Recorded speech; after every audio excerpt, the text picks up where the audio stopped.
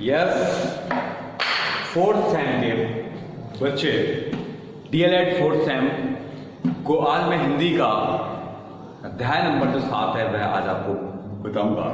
मैं डॉक्टर शांत कुमार मिश्रा सामने हूँ आपके, और सामने के साथ साथ मैं आज आपको बताऊंगा अध्याय नंबर आपका 7। अध्याय जो आपका जो 7 है वह 7वां अध्याय है आपका, जो यह बताता है, पाठ नंबर 7 है आपका। चौक कहाँ गया आपका? चौक ये है। पाठ नंबर 7 है आपका, दिए गए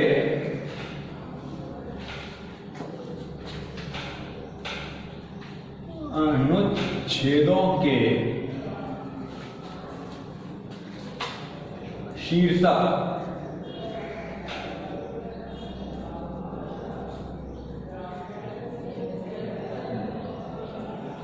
लिखना। ये आप क्या है कि यह आप ऐसे मानिए आपके अनुच्छेद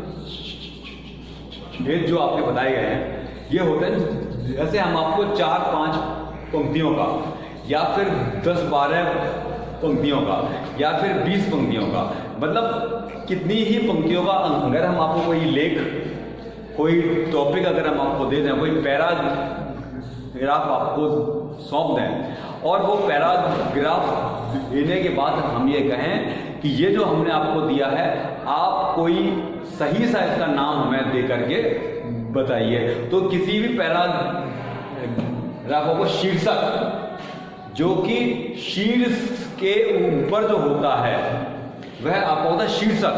शीर्षक का मतलब वो है आपका टाइटल। तो हमें आज यही इस पाठ में हम बताएंगे कि हम कैसे किसी पैराग्राफ को कैसे हम उसका टाइटल दे पाएं। तो ये क्या है कि ये सबसे बड़ी बात है कि चुप प्राथमिक पर, मतलब अच्छा 6 से 8 तक आपकी भाषा ज्ञान व भावबोध के परीक्षण के लिए छात्रों को अनुच्छेद दिए जाते हैं।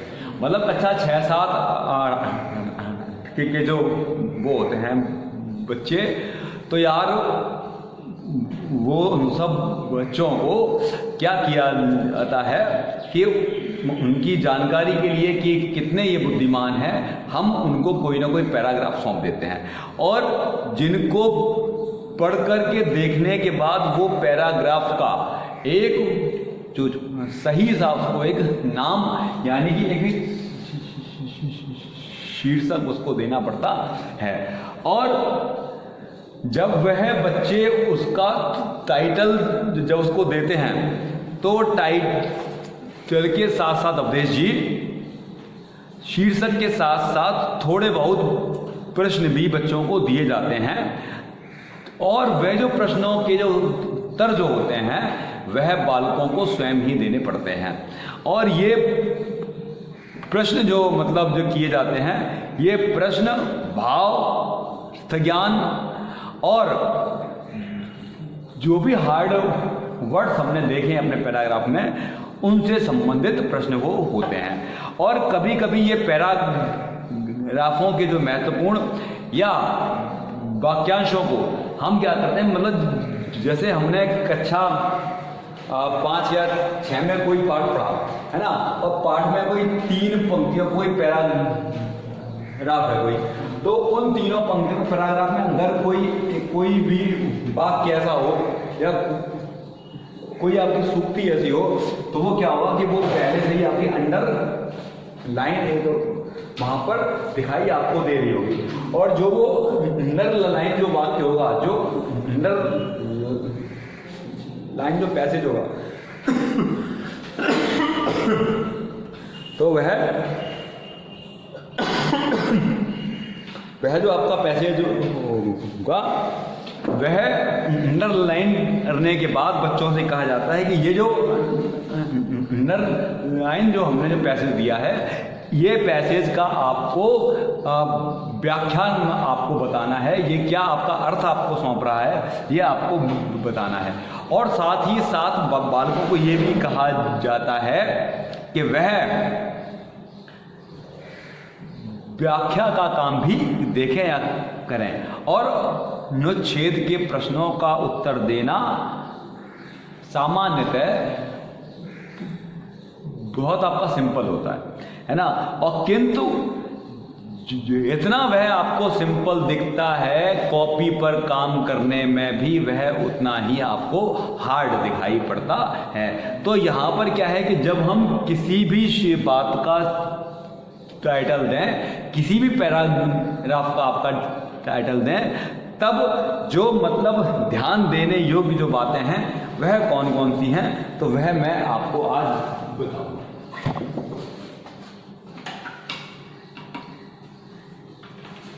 वह आपकी जो बातें हैं वह आपकी हेडिंग है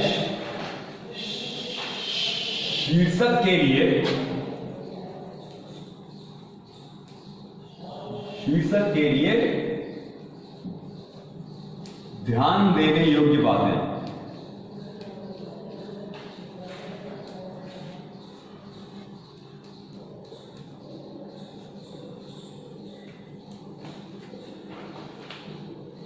तो जो पहली जो बात है वह यह बोलता है कि अनुच्छेद को, पहला पॉइंट है कि यह बोलता है कि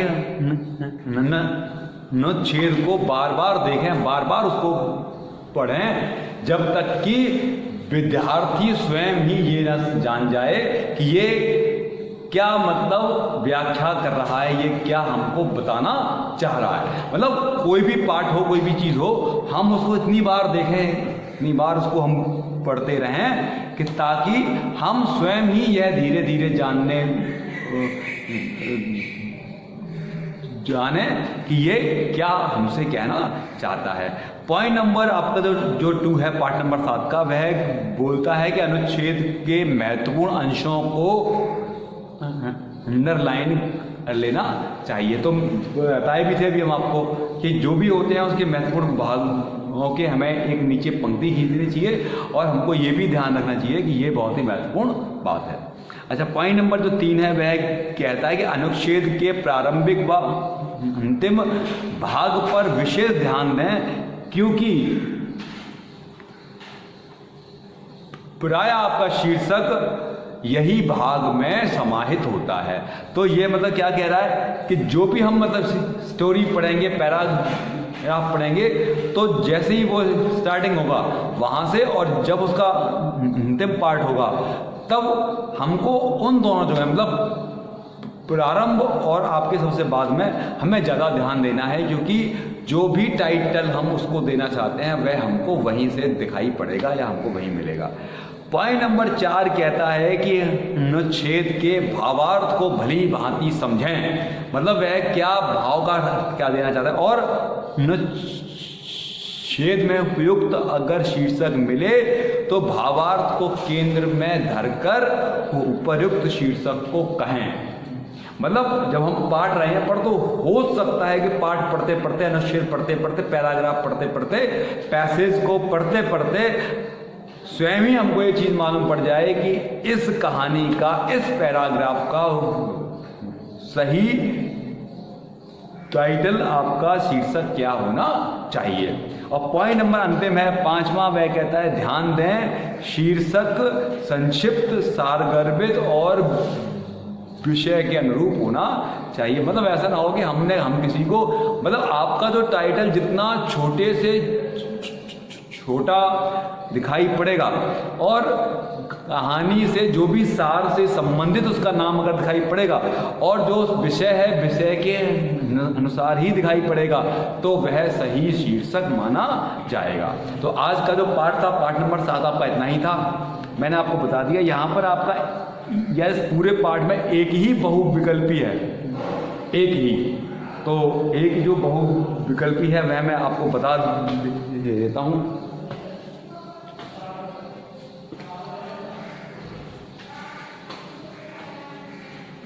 बहुविकल्पी आपका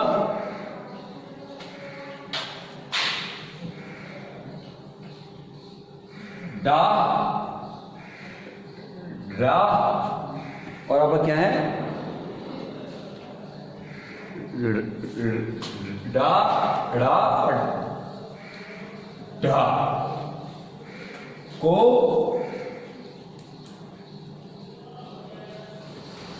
सही क्रम में लिखो।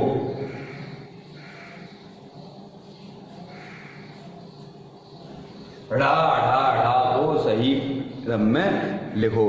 तो पहला है इसमें क्या है, फर्स्ट ऑप्शन पे है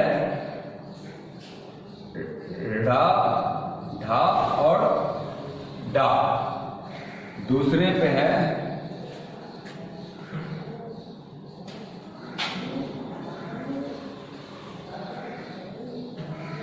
ढा,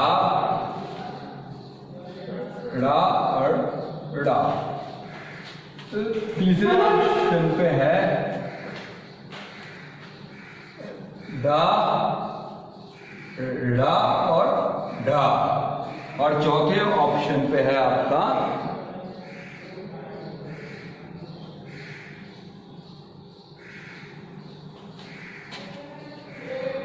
ढा, ड़ा और डा, है ना। तो आपके चार ऑप्शन दिए गए हैं कि ढा, ढा, ढा को सही क्रम में लिखो। तो इसका जो है मतलब जो पहले जो आएगा वह आएगा आपका डा, फिर आएगा आपका ढा और फिर आएगा आपका डा। तो इसका जो सही उत्तर है पहला है, फर्स्ट ऑप्शन है आपका आ। तो ये मैंने आपको बता दिया। आज आपका पार्ट नंबर 7 संपूर्ण होता है और नेक्स्ट वीडियो में डीएलएड 4th सेम के लिए मैं बहुत आपको बताऊंगा। और तब तक अपना जो घर है वहाँ पर रहें, सेफ रहें, मस्त रहें, बिंदास रहें और अपने काम पर ध्यान दें। बहुत बहुत धन्यवाद आपका, आभार आपका बच्चों। Thanks a lot.